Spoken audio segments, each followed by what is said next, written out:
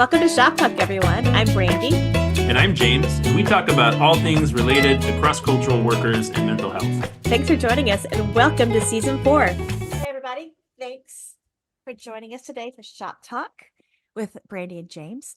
Today, we're going to have our first edition of our very irregular, not all the time, but hopefully informative book club.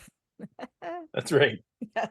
We actually, as a staff, recently read through Emotionally Healthy Spirituality by Pete Scazzero. He has now written lots of other similarly titled books on a broad range of topics and disciplines. And I think as we were going through it as a team, and certainly just thinking through the emotional intelligence podcast we've already had, that's certainly a key part of my dissertation. And then I think this book is just...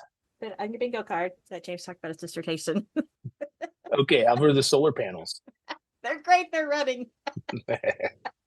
It's just really being aware of how much our emotionality is speaking into all parts of our life, but certainly in terms of how we relate to ourselves, others, and God.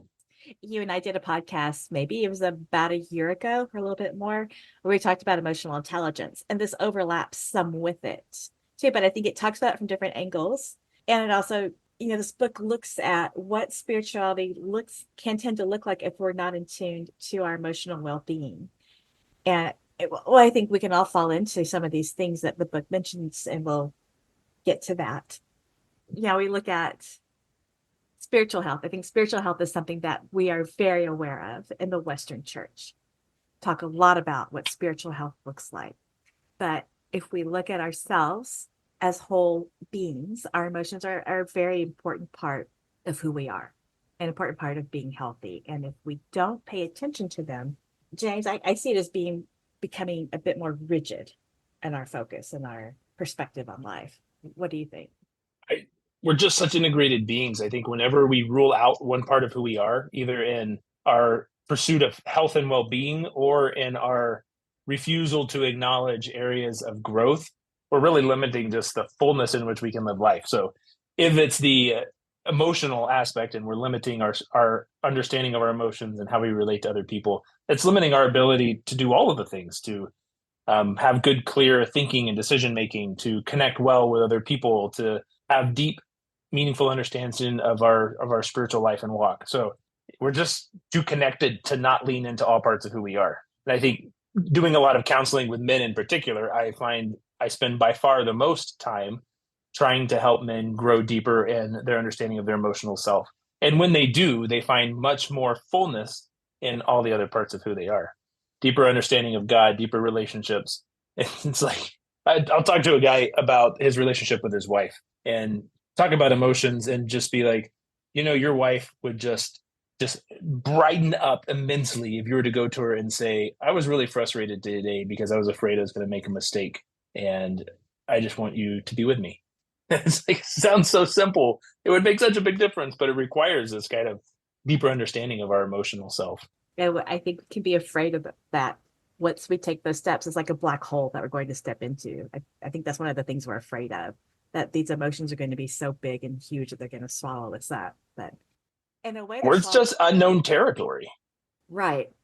And in a way, they're swallowing us up anyway when we're not acknowledging them. Like, they still have a lot of power in our lives when we're not acknowledging what they are and what they're doing. In the book, in the Emotional and Healthy Spirituality, he lists the author Peter, what's his last name? Scazzero? Pete Scazzero, yeah. I'm just going to call him Speeder. He lists the top 10 symptoms of emotionally unhealthy spirituality. I'm just going to go through these really quickly, and maybe some of these ring true for those of you guys who are listening. And James, you could tell me just what you recognize in your own life and in counseling. You can use God to run away from God, ignore anger, sadness, and fear, dying to the wrong things, denying the impact of the past on the present, dividing life into secular and sacred components, doing for God instead of being with God, spiritualizing away conflict, covering over brokenness, weakness, and failure, living without limits, and judging other people's spiritual journey. I'm glad I don't struggle with any of those. So it feels good to read about that and just know that it's not my life. Yeah. Yeah. I want to point out a couple of them that I see a lot in cross-cultural workers.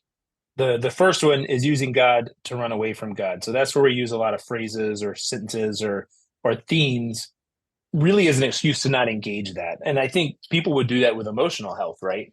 Oh no, that's not. I just need to focus on my spiritual life and I don't need to pay any attention to my inner world. We hide behind God talks. We deflect anything related to inner cracks of ourself, this false veneer of self that I think we use. And he talks a lot about masking, how we put on a mask of either the perfect person or the person that has it all together or any form of a mask. Sometimes we use a humor as a mask or defensiveness. I think a lot of times is masking insecurity. Another one is doing for God instead of being with God, which I would just say is exactly what we were talking about in our last podcast, right? About it's really not about what you do, it's about who you're with. I think those are ones I see really common in cross cultural work. So much of our identity is wrapped around what we do, and a lot of the at least current ways of funding the work that we do is really based around this numbers, content. How many wells have you dug? How many things have you translated? How many contacts have you made? And I think when we just build up, it just becomes so I focused about what am I doing for this that I just think we're missing. And honestly, this is what a lot of churches and sending organizations ask. Right. How much have you translated? How many people have you shared the gospel with? How many baptisms have you had? And it can lead to this number 9, living without limits, which I see a lot in cross-cultural workers. And I don't think it's just exclusively for cross-cultural workers, but there are huge needs across the globe. There are huge needs that we can be involved in. It's a delight to be involved in. It's a privilege to come alongside what God is doing, but we tend to see that we can't say no to things and we can't have boundaries. And actually, we're more effective when we do have boundaries, but it's hard to step back from that. It's hard to wrap our minds around it because I think we immediately go to, well, that's just selfish and that's not trusting God. Yeah, living without limits is that whole idea about boundaries. Boundaries are not meant to control another person's behavior. They're limits that we put between ourselves and others. He's got this phrase in here: to feel is to be humid. To minimize or deny what we feel is a distortion of what it means to be image bearers of God. To the degree we are unable to express our emotions, we remain impaired in our ability to love God, others, and ourselves well. Yeah, feeling is a part of what it means to be made in God's image. I wrote that in my handwritten notes, James. That quote. Boomer. Yeah. I think that is so good to recognize that. In the book, Pete talks about this pretty well-known evangelism method tract. And Yeah. on it has this image of a train, and it says fact, faith, and feeling. And man, I made that evangelism tract backwards and forwards when I was in college, and it's been effective. Like, I don't want to besmirch it, but I think it gets it wrong. I think it really minimizes the importance of our emotions in our relating to God, that they're given to us. They're tools for understanding him and ourselves better. And this isn't a new thing. It's not like this is a modern take on how we approach health and well-being. I love that he's got Augustine in here, and I've been using these quotes a lot, I think even on the podcast. In 400 AD, Augustine said, "How can you draw close to God when you are far from yourself?" He prayed, "Grant, Lord, that I may know myself, that I may know thee." Teresa of Avila, great Spanish historical person, the way of perfection, she wrote, "Almost all problems in spiritual life stem from lack of self-knowledge." Teresa of Avila of the inner castle. The inner castle. Yes. That's right. Was on a hike on Saturday, kind of a hot Spain River hike with some people, and we were just talking about the Johari window, which is the idea that there's a part of you that you see and other people see. There's a part of you that other people see and you don't. Then there's a part of you that you see and you don't share.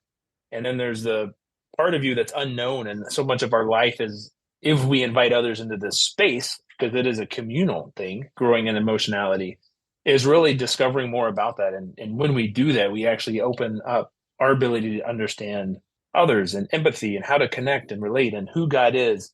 When you just look at how many emotion words are in the Bible, it's a lot. I had an experience when I was meeting with someone online a week or so ago, and we were talking about this. the Johari window. And Oh, right. this person asked me, like, well, tell me what you see in me. And I thought, well, that's such a vulnerable place for them to be. For both. Yes. And it was a really sweet experience for us to talk about that. And I'm really thankful that they asked for that. And I then kid you not, same thing happened to me on Tuesday.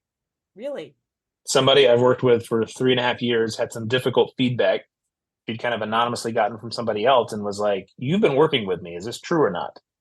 And even from the chair of the therapist, which there is this inherent power differential of my purpose is really to be there for them. It's not a mutual relationship. It's still vulnerable to speak into another person. I think a lot of times we don't have, outside of marriage at least, the depth of relationships with people who do that uninvited. Ellie doesn't have to be invited. I just see it in her face when I'm a jerk, right? Nothing in life has made me more aware of my own sin nature than being married. isn't that the truth?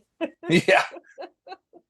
Pete also talks about in these indicators that we're not really connected well to our emotions is a lack of recognizing the impact of the past and our family past on our present lives.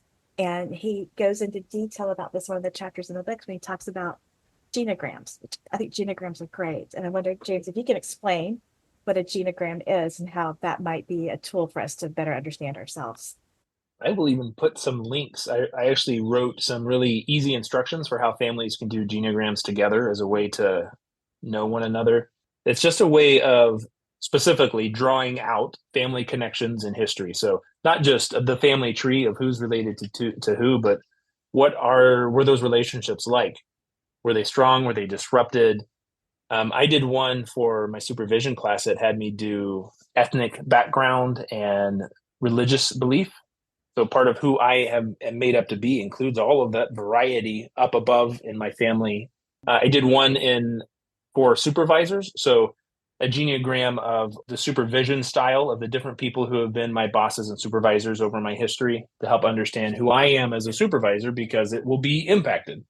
This is the interpersonal neurobiology. Everything we've learned, all of it has happened in the context of other people. So doing things like a genogram helps you begin to understand more about your family of origin and how much we learn. I mean, that we think about what Ted talked about a few podcast episodes ago in attachment theory and how we have learned about connecting to other people through how we were raised impacts our ability to connect with God. So unpacking some of that is a really helpful thing on the journey.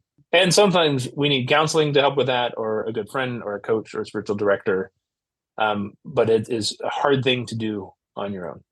When you're meeting with people, how often do you delve into past family dynamics and how they impact the person who's sitting in front of you?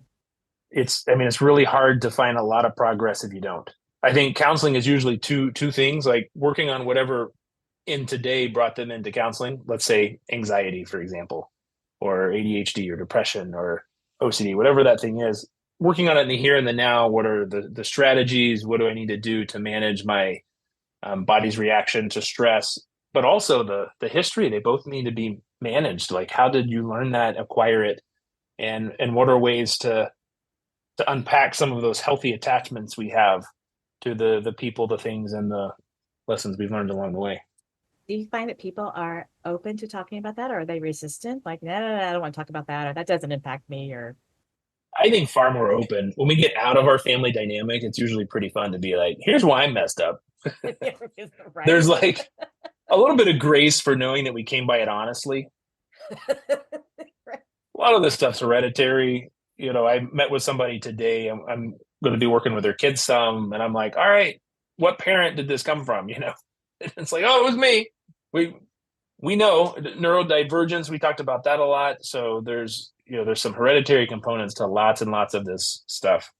And it's always nature versus nurture, right? Some of it's how we learned growing up to relate to one another, and then some of it's just in our wiring. Well, there's epigenetics, things that have happened in your family's past can affect your neurobiology. Yeah, it becomes part of your genome. Which doesn't mean it's not possible to grow from that or develop new patterns, but if you don't know what you don't know, so if you don't know that it's impacting you, then it's going to be really hard to change it. There's a lot of research on generational trauma. I know I've talked about this before, but they really discovered it with the children of survivors of the Holocaust Mm. who had the trauma symptoms. And this was before we even got into ACEs, adverse childhood experiences, but they had all of the behaviors of somebody who's been through trauma, but they didn't have those experiences. But they had developed them, that kind of trauma reaction and behaviors, because of how their parents were behaving. So generational trauma is getting passed down. I didn't write this in my notes, but now that I'm looking at it again, I wanted to spend a little bit of time talking about how we can tend to divide our life into secular and sacred compartments, and just what that looks like and how that can impact us. Yeah, I just wrote a 15-page paper on my integration theory. So For your what does dissertation. it look? Yes, what does it look like to bring psychology and theology together? But I think we're integrating all the time, right? If I have a headache, I'm probably more likely to take a Tylenol or drink some water than I am to do many other things. So we're kind of living in these integrated spaces of not separating it in some places, and then in other places we aren't. So both in our theology, but also in our emotionality. Like we go to work and we're just like, I'm just going to not deal with any negative, difficult, or positive emotions. I'm going to stay neutral. And then, of course, then I go home, it comes off. We see that in kids all the time. Kids who behave great at school come home and are just horrific because they have spent all day doing everything they can to stuff emotions because they know there's negative consequences for behaving certain ways in school. And they come home where they feel safe, and it just all comes out. Yeah, I've told many a parent, like, they feel safe around you. So in a way, it's okay. It's Yeah, it's a good thing, a good thing. kind of. I talked with a gal who was from Central Asia, Central Asian gal, a few months ago, and asking her just what she enjoyed in life. And she mentioned that she really enjoys being a hairdresser. But then she said, but it's not sharing the gospel. And so she felt like she couldn't enjoy it. Oh, right. Right. Not okay to enjoy something. Right. That's not advanced, air quotes, advancing the kingdom. And so we Sure. just sat with that for a bit and talked about what she enjoys about being a hairdresser and working with women's hair, and spending time with women. And I hope that we were able to, see together that that can be such a sacred experience of having that intimate time with someone where you're fixing their hair and you're working with beauty together and you're working on your relationship with her. Like what a beautiful thing. What a beautiful thing to enjoy.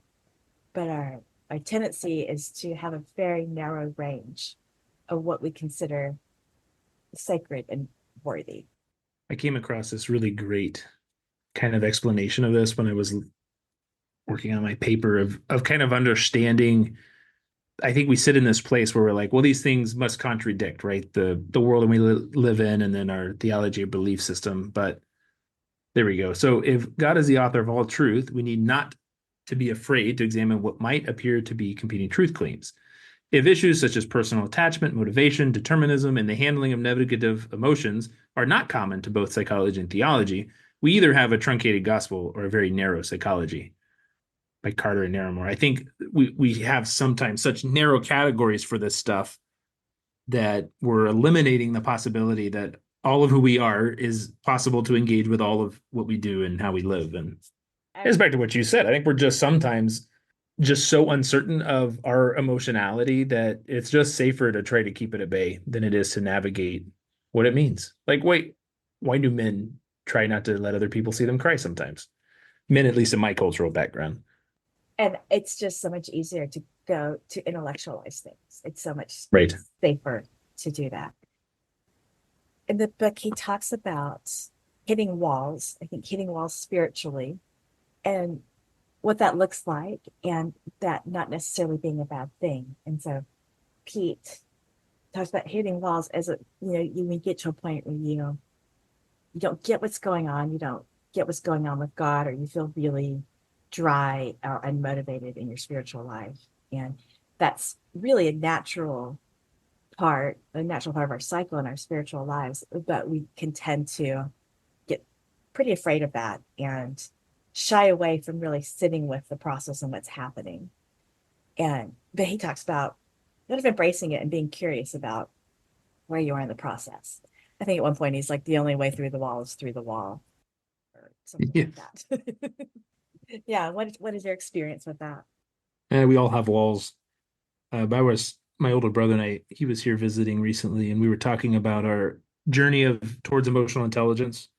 And I think just a big piece of that is really finding what that is, whatever that wall is for you. Some of mine is in the depth of emotion that I experience. I have a fairly narrow range of content to satisfied, happy to, you know, difficult, challenged, frustrated. My experience of emotion is fairly narrow window. I don't know. And working to grow that and to have greater depth of emotional experience is part of my wall. Like I hit that wall and it's easy for me just to stay in this kind of content, satisfied place. But to say there might be more and to move towards that is going through the wall. You just got to find it and believe that there's benefit through going through it. How do we help people with that? A lot of counseling. It's an invitation. You can't force somebody through the wall. Fun to try, but doesn't really work. It just reminds me of the final book in the Chronicles of Narnia series, where most of the group is in this beautiful field, having come through the barn. This is a lot of references nobody will understand, but there's one person, one character, a dwarf can't see anything but the barn, and every time they try to drag him out of the barn and say, "Look how beautiful it is," he's just like, "I see four walls, dirt, and I smell manure." And I think people need to be willing to say, actually, there is something beautiful on the other side of this wall, and it's worth the work it takes to get through it. That ties in a little bit to going through like the dark night of the soul and Right. Yeah. what it's like to experience despair, questioning, just heaviness and darkness in our relationships with God. And I think, I can't guarantee, but I think we're all going to go through it at least once. And some of us maybe more than that. But it really can be such a sacred time. Even sitting in despair and questioning and not knowing where God's goodness is, we have a tendency to try to figure it out quickly and explain it quickly or have answers at our pat when the experience of God's nearness is, I think, so much richer when we're able to be in that dark night and not rush ourselves through it. Yeah. In counseling, we can't make people move through. I mean, we don't want to be a counselor out of our place of discomfort because a lot of times we're discomfort with another person's wall hitting process, right? When we're around people who are in the dark night of the soul, it's alarming for those that are coming alongside and scary. And I think it's important to say, my role here is not to move them through, to prevent the disorienting nature of the darkness, but to be with people. And when there is a place where it's hard to say, it's okay, you don't have faith, borrow some of mine. And I think that's why we just can't do it alone. As I say, C.S. Lewis in A Grief Observed says, I never knew that grief felt so much like fear. That intensity, that physicality of that emotion. And we want to just put a band-aid on it because it makes us uncomfortable. Yeah, sure does. And hope as mental health professionals, we know the value of sitting with someone in their dark night of the soul and not trying to rush through the process.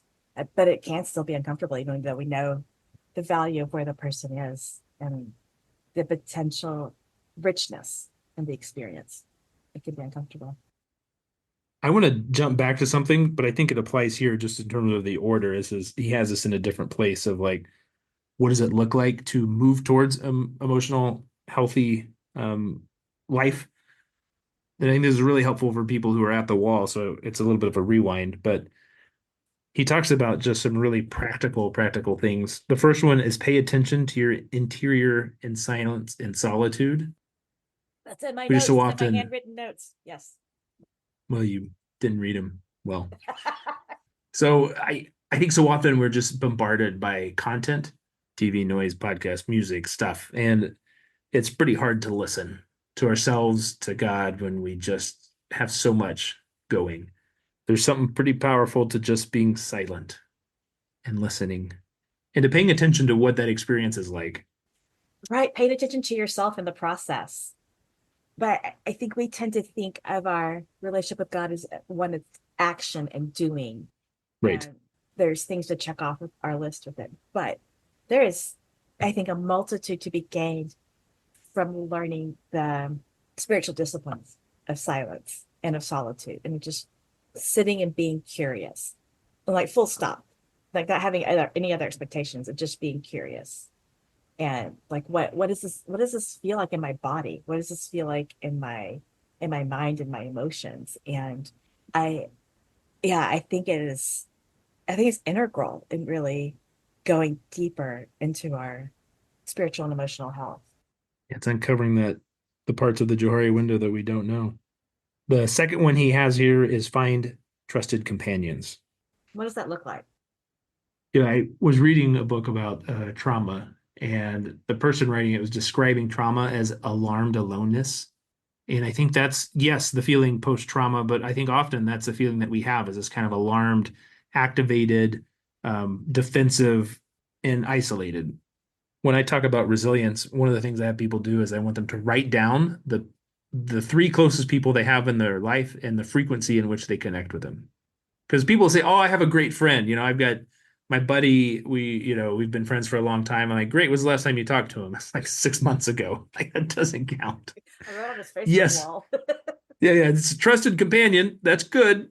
But I think in life we lose access sometimes because of particularly high transition, and we just need it. But what do we look for in a trusted companion? I mean, if we're being honest, like what we need is somebody who will call us on our crap. That's just really hard to come by. Somebody who would challenge us, who will push us, who say, "What was hard for you? Where did you sin this week? When was the last time somebody asked you that?" That's not fun. Yeah. I think peeling off these layers, that's that depth of trust of relationship. I mean, it's something I crave, particularly men. I mean, Ellie and I have a great relationship. She cannot meet all my relational needs, nor should she. I think fostering that depth, particularly man to man, is hard, but I think we crave it. Going back a little bit, you mentioned that you were thinking about emotional, healthy spirituality, and men tend to not really be in touch with their emotions, or they're aware of a very narrow range of emotions. Right. 6 words. Yes. So when you're talking to women, what challenges do you see with women with regard to emotional, healthy spirituality? Well, sometimes, and this is kind of a gender stereotype that isn't certainly as much now as it was previously, I think, tends to be more of a growing up with acceptability of certain emotions. Like, it's okay to experience them, but they don't always give themselves the ability to understand them. It's just the experiencing it's fine. Not what does it mean, or where does it come from, or how do I manage it? We can actually manage our emotions as a healthy thing. Navigating them is a part of the process. So men, I think, focus way too much on managing, very managed. We're either angry or we're not angry. That's kind of what's okay. Whereas I think women have the permission of expression without the managing. And that's not always true along gender stereotypes. Many people will find one or the other. All right, number 3 that he has is move outside your comfort zone. And I think this is really connected to those deep relationships. I was working with a teen who was talking about feeling awkward, and I remembered how bad middle school is when everybody just feels awkward all the time. That internal, like, anxiety, stress, tension, that is totally just that person. Like, often nobody else is feeling that. In Pete's book, he talks about discovering rhythms Hmm. in our lives, and what that rhythm looks like for each person. And we talked about this a little bit earlier, that we have sometimes this a very rigid idea of what our spiritual rhythm should be. Ooh, the shoulds. I know, right? That should on yourself. And for a lot of people from an evangelical or Western perspective, it can be, I'm getting up early. I have my Bible. I've got my prayer journal. I've got my devotion book. And I'm going to spend 30 minutes, and then I'm going to do this form of prayer. And I'm going to just like do this and woohoo, go on with my day. When sometimes what could be beneficial is maybe taking a 10-minute walk without your earbuds in, Hmm. and paying attention to what you hear around you, to nature around you. Maybe you have more of an opportunity to connect and reflect in the evenings. And so I think there's a point of being curious again about yourself and about what rhythms work best for you. in your spiritual life and not trying to force yourself into one that's really just not going to be productive and it's going to be a beatdown for you. I talk about journaling a lot. I'm not a journaler, and it's okay that I'm not. Mm-hmm. There's a lot of research that talks about the power of it. We're talking from secular psychology to, I mean, he mentions it a number of times in this book about journaling, and it's cathartic. And if you want to do something like poetry, all of a sudden it's integrative in your brain where your left and right brain are working. And many helpful things. I often tell clients, hey, you should try journaling. If it doesn't work, let's come back and think of another way. It's not the only thing, the only way. You can go be in nature. You can build something. You can. I talked about that with lament. I had a guy do a lament on a triathlon, different parts through the different activities. And there's many other ways, but it's also worth trying them and seeing how they fit with who you are. And I sometimes balk at routine, and the disadvantage is there's areas of my life where I'm lacking discipline. The advantage is there's a amazing depth and creativity and spontaneity. So I think it's knowing yourself that gives you opportunities to move towards this. I used to, when I worked with teenagers, I would talk about journaling, which again, I don't journal. But you do as I say. It's great. So yeah, listen to us. Do what we say, not what we do. I know. But you can Thanks for tell, showing up. I know. Oh my gosh. You can just, I could see them glaze over. And it's like, oh, I've lost it. But I'm like, hey, you can write a song. You can use different colors. You can just write one word and like, draw and doodle around it or something like that. But it's just a Right. way of getting what's in your head out. Another way of expressing what's going on internally. Right. So yeah, I do think it's a great thing. But we don't have to be limited to how we journal. And it doesn't have to be a particular prayer journal. If it works for you, great. But I just think it's so good to give ourselves the freedom to work with it in a way that meets who we are. Across all of the disciplines, whatever they are, journaling being one example. And there's some like super fun ways to do prompts, like a genogram would be a form of journaling, right? You're writing something on paper about a significant part of your life. Yeah, absolutely. Yeah, he talks a lot about grief and loss. Our next podcast is going to be on depression. We've talked a lot about loss, and I think that is a significant part of growing in our emotionality and connecting to God, because we all just go through loss. It's a significant part of life. And if we don't have ways to navigate it, it's just going to cost us our mind, our body, and our soul. I think being aware of that is just an invitation to go to deeper places. When our son was first diagnosed with his like lifelong physical disability, we went through really dark time. And then on the other end of it, it's like, well, we're done. We've gone through our dark night of the soul. Fantastic. That is like, there's no guarantee, really. You're just Yeah. gonna have... Can you just check that and move on? That's what I thought. So then we hit some other really difficult things. It's like, but no, that's almost matter the second time around. Like, we've already been through this. I got my badge. I don't want to do this again. But life is just hard. And there's so much brokenness in our lives. And I think, we can come to this place of recognizing that it really is hard and it really is beautiful, but we're not protected and we're not guaranteed to not go through it or only go through it one time or something like that. He talks about the daily office as a way, and I think if we talk about this, a kind of a rule of life or good principles to like kind of grab hold of as we leave. He talks about the daily office. This is what we're talking about with kind of regular active things that we're doing as a part of our process. Stopping. I love that one. There's a podcast on Sabbath that I think is helpful. And one of the key components there too is to stop, followed by delight. Stop, rest, delight, and worship. And I think there's a part of those that happen every day that is this daily office, but it's stopping. And that's back to the silence, solitude, like disengaging from the fact that we often have our brains so stimulated. Centering, this is where good meditative practices, silence, we'll see that coming up a lot. It's such a powerful thing. Sometimes I now drive and listen to nothing.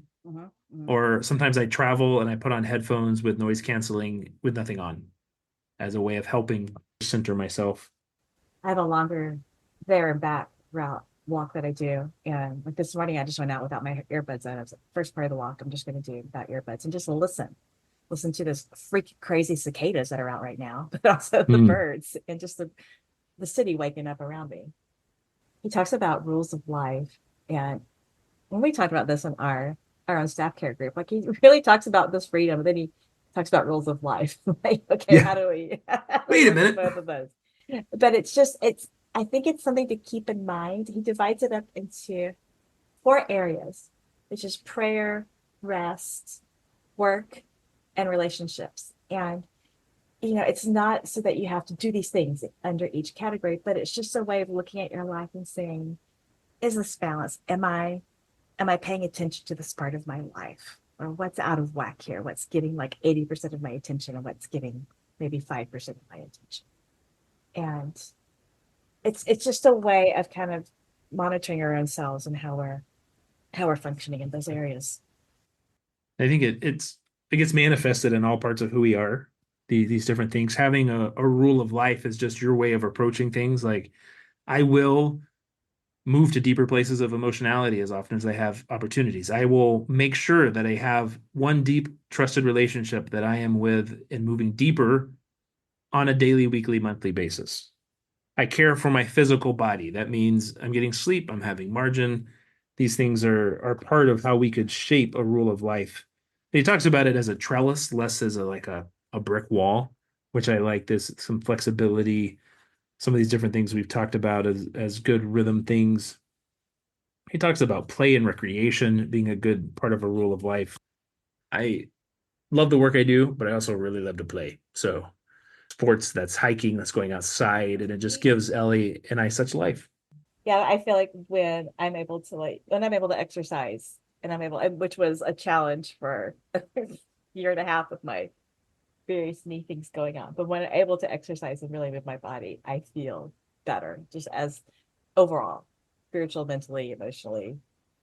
Did an exercise today with a family that's here for care that we often do. It's just really helpful. We take out cups, and on the cups we write body, mind, emotions, relationships, and God. And then you take a big pitcher of water and you just fill them up however full you feel in your life. Like, is your emotion cup really full? Lots of healthy emotions that are expressed well. Is your God cup full, or is it empty? Do you feel that relationship supportive, encouraging, not works oriented? How are your relationships? And it's just a way of like embodying kind of what your experience of life is and getting to see it. And when you do it as a family, it's helpful to see who's similar and who's different. So that's one of the things we do. And when people come here for family care and debriefing. Do you find that people have difficulty maybe being honest with themselves when they do that exercise? It's back to the Johari's window. I mean, you got to know yourself well enough to know what it is you've been feeling. And if you only have 6 words, you're probably missing out on some of that. What does your spouse say? You shouldn't have anything in Yeah. that cup there. That's right. Which is where you're getting that important feedback. I've enjoyed this conversation. I hope it has, for our listeners, if it sparked some interest in you to read this book or just thinking about what emotionally healthy spirituality looks for you, maybe how you can implement some of these things in your life. You're going to put a link to the book in there. I will. And there's some critiques on the book and some of his process. And in general, I would say anything that's moving our needle, moving our like depth of understanding of our relationship with God is helpful. I think a lot of people have found this book helpful. I found it helpful. I think with all things like this, you need to be able to go through it and to grab the parts that are helpful for you and your journey and to release the parts that aren't. A lot of it is about his story and his life, and I appreciate his vulnerability and willingness to share some of those difficult experiences and just encourage people to dig into some of this content, not because it's self-help, but because it's actually just an invitation to go to deeper places, which is just a thing we're going to be doing our whole lives. So Yes. And it is really interesting in the book how his wife, like a couple of times, it tells him, like, I'm done with you. Peace out. yeah, I'm out. And good for him for being willing to put that in, because Absolutely. I'm sure not his proudest moment as a husband. But it is a good part of the story. Really Yeah. powerful. Yeah, I want to hear from her. I do too. She sounds awesome. I know. I'm not going to your church anymore, and I'm going to spend the summer at the beach. And Yeah. so, yeah, read the book. You'll hear more about that. But thanks for following along with us. And yeah, maybe we'll do this again in our occasional book club series. Sounds good. Thanks, guys. Thanks for listening.